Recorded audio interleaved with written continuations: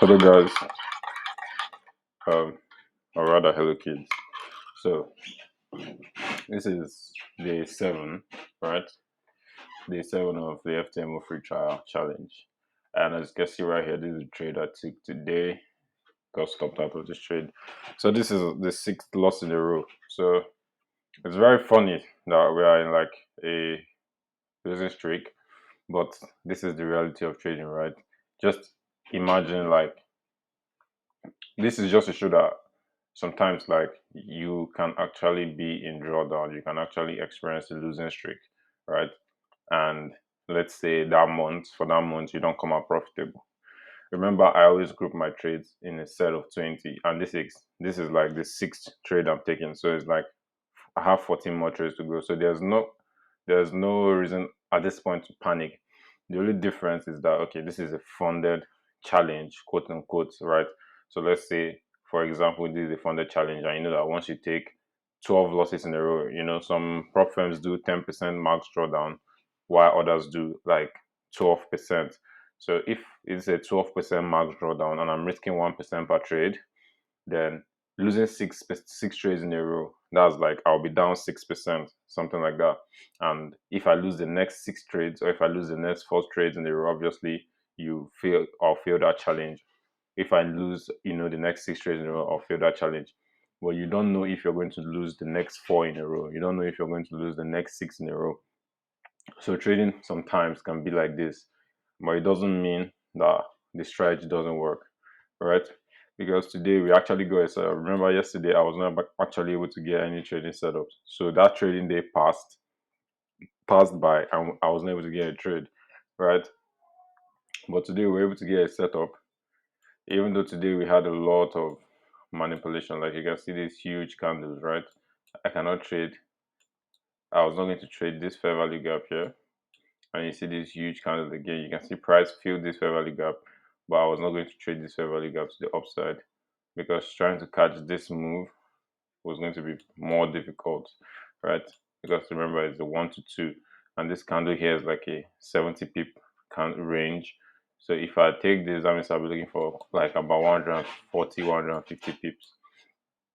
So according to my backtesting, I do not take this kind of fair value gaps, especially when there's news. So today there was news, but price created another fair value gap here, and this is the one I traded right here, right between the low of this candle and the high of this candle. When price traded back into it, I took that fair value gap, took that trade, and price stopped me out minutes later, right?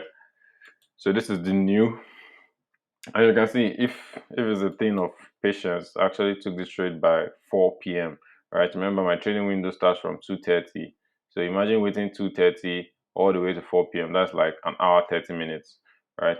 Being patient, sitting by the charts for an hour 30 minutes until I got a setup, and then I executed on that setup, right? So that's very straightforward. Very straightforward. I don't have my FTMO tab open right now, but it's basically the same thing. We are still in a downtrend, took one trade today. In fact, let me open it up real quick because I want you to see that it's just one trade and I'm not breaking my rules, right? I want you to see that I'm not breaking my rules, irrespective of the fact that I'm in a losing streak. You can also see we're going down, we're sloping down slowly. There's no sharp move to the upside, there's no sharp move to the downside, right? And you can see the trade for today, 2nd of May. 2nd of May, right? One trade, one trade, and then 50. And you can see I only made a mistake once on this day where I traded twice by mistake, right? Where I opened up a position too early and then I had to close that position and then I took a trade. So you can see that the only time I've made a mistake was on this day right here, right? But every other day I've stuck to my plan 100% of the time, right? The outcome is irrelevant here. The outcome is irrelevant here. What's relevant or what's important is the fact that we are trading according to the rules. I'm trading according to the rules. And again, you can see the risk management. Again, the only day where we lost significantly was on this day where we made that mistake, right? But we didn't do too much damage to the account. right? And you can see the results, right? The outcome, even though it's if this was a bunch of greens, if this was 6 wins in a row, right?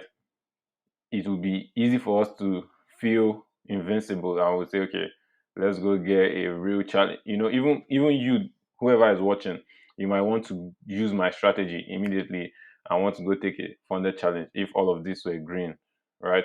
But now that it's all red, let's see if you really think you would want to copy my strategy.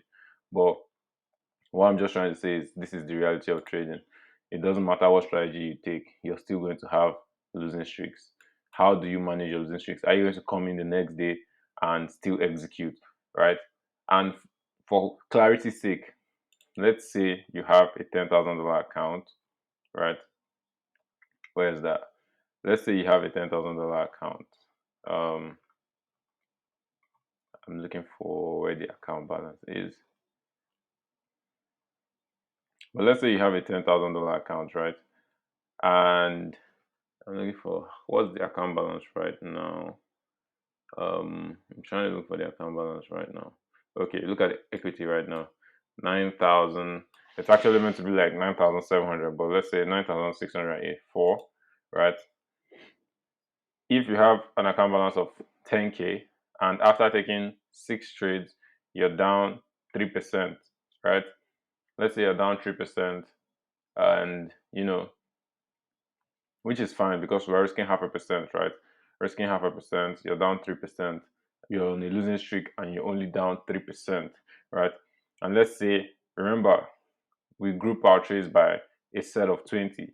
So for this set of 20, you're currently down 3%, but you have 14 trades to go. Let's say after the 14 trades are over, that's after taking 20 trades, you know, you end up with, let's say, you end up in a loss of maybe 2% or 3% at the end of that. That's a losing month. You could come in the next month, repeat the same thing, and end up with maybe a 5% profit or 4% profit or 10% profit. And that's basically how trading is. Sometimes there are no setups. Sometimes the opportunities we get are not good. Sometimes the market is not in a great condition. Sometimes things just don't work, right? But sometimes things work very perfectly. We've seen an example of this just last month.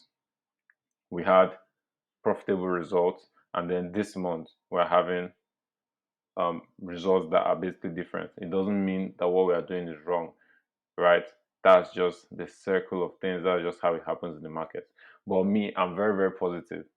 I'm very positive. In fact, I think I could still end this challenge, or I know that I could still end this challenge on a break even because we have just up until Friday.